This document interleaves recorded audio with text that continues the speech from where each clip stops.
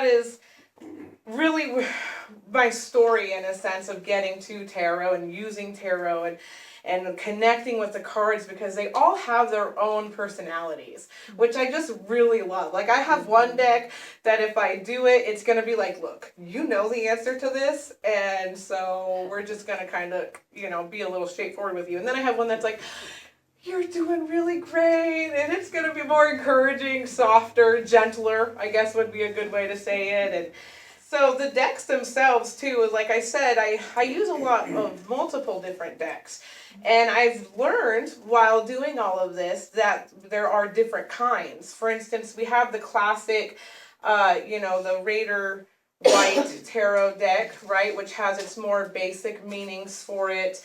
And then you get the tarot decks that people kind of put their own interpretation on. They do their own artwork, which is always so beautiful. So when I do my readings, I love to have the books that came with, if that deck came with the book, I love to have it on my table. Because there are some decks where I'm just reading and we're going along, and then there's some that pull up and I'm like, you know what, we're going to get the book for this one. Because their interpretation or that specific meaning with that card is so beautiful, or maybe they could say something in a way that other person can feel it. And especially with the Gentle Tarot deck, that one is really, really beautiful. And so for me personally, I have all kinds of decks. I have a classic tarot, I have oracle decks, I have numerology decks. These are just a couple that I put out. I actually have like 20 decks. So I have literally been in the store before shopping about other things, and then been like a little gallery, and I was at the cash register, and something in me just kept looking. And to me, I like to shop. So for me, I'm thinking, oh, I just want to keep looking. And all of a sudden I'm at the register and she's ringing me up, and I feel this like pull, and I go to turn around and I walk straight to a cabinet that has doors that are closed, and there's like these pictures and stuff sitting there, and I open the doors and I move one of the pictures in the book, and behind it, literally behind it, was sitting this deck. Actually, it was this one right here, this Mother Earth Oracle deck with a book. And I looked at it, I was like, you're coming home with me. And rang out with that as well. And then I've had some that were gifted, or I've gotten in exchanges. My mermaid deck, I write a monthly column on a major arcana deck in the Make a Scene People's paper out in the valley every month. I do an article for that, and that deck actually was another one of those. It was sitting on a shelf behind other decks, and it had fallen behind it, and I walked over there and was like, what's back here? And I was like, oh, it's a mermaid deck. Okay, perfect. It's a mermaid, so I gotta have it. And but what I was saying is so they're all different. And so, for instance, this was actually my very first deck, and this is the one that was gifted to me, and it's more of a classic Raider White Tarot. And then we have more oracle decks. And for instance, this deck, actually touching back on the books real quick, this deck is one that I always use a book for, because there's not any words on here. I mean, I get some messages with it, but in the book, it gives a little description, and then it gives you 3 different possibilities for it. And so when someone is sitting across from me and they pick this deck, or I pick it for them, because most of the time I usually like to ask people to pick a deck to start with, and sometimes people will pick like 1, or some people will pick like 4, which is totally cool because I'll use them all.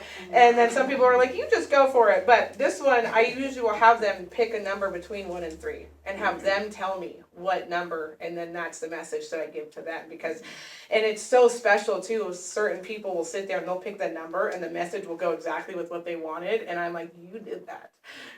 That was you. That was your intuition that told you which number to pick. That was you saying, I need this message. And so she's going to read it to me.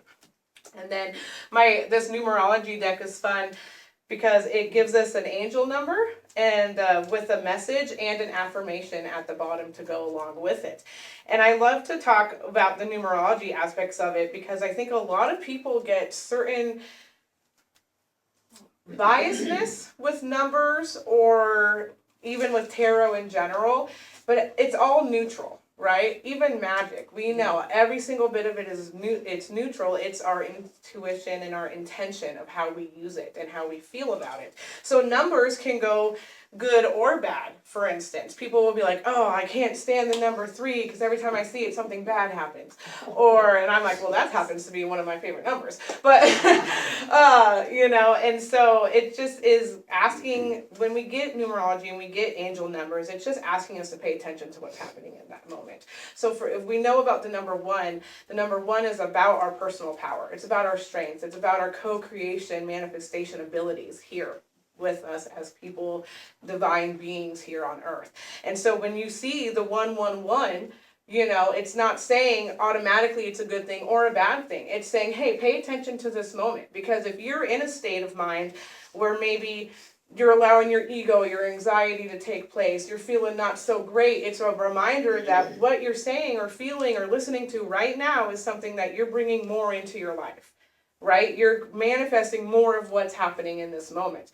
Whereas if you're doing something that you just feel pumped about and you get excited and all of a sudden you're like, yes, or is this a good idea? And you see it and you're like, oh, that's actually, yeah, okay, let's bring more of that into our life. And so the numbers, and I always like to explain that to people because we're all on a different journey. We're all at different levels about where we're at, and so I love explaining the cards in the readings as well and saying this number deck that you chose, and it's going to give us a good message for it. And you know what, so okay, for instance, I pulled this one and it's number 55, and when we look at the number 5 is about change and transformation, right? It's telling us. And so some people are like, change, including myself. Sometimes I'm like, change, but change can be a great thing. And so we have the individual core number of the single number, which is the 5. And then we double that. And when we double it, it's like we get extra power with that, right? So we know that there's a big change coming because now it's doubled. And when we combine those two together, we get the number 10. Right, which brings us back to the number 1, showing us our personal strengths and manifestation abilities. And for instance, the message says substantial change is in your future. Embrace the change, a need to overcome your insecurities and let go of your fears. And the affirmation says, I am evolving. Right, which is funny because I've been getting this for a few days about this talk, so that's amazing that came out.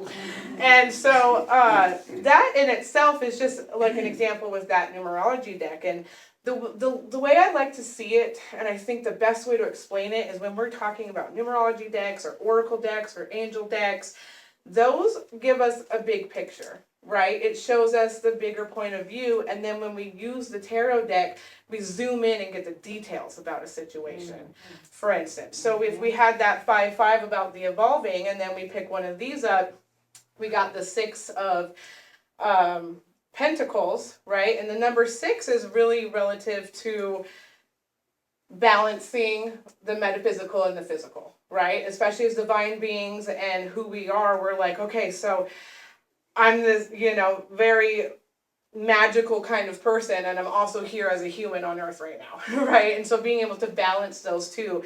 And then the 6 is all about sharing, right? And the Pentacles and sharing a wealth or charity. And so in that moment, like those two correlated together would be about the evolving, and then this is about sharing. And so for instance, me standing up here sharing all this with you and sharing my knowledge and my wisdom and my story and teaching a little bit, they go directly together. So evolving into this more is how we could look at that in this moment, and allowing ourselves to embrace it and let go of the fear, right? And so does anybody have any questions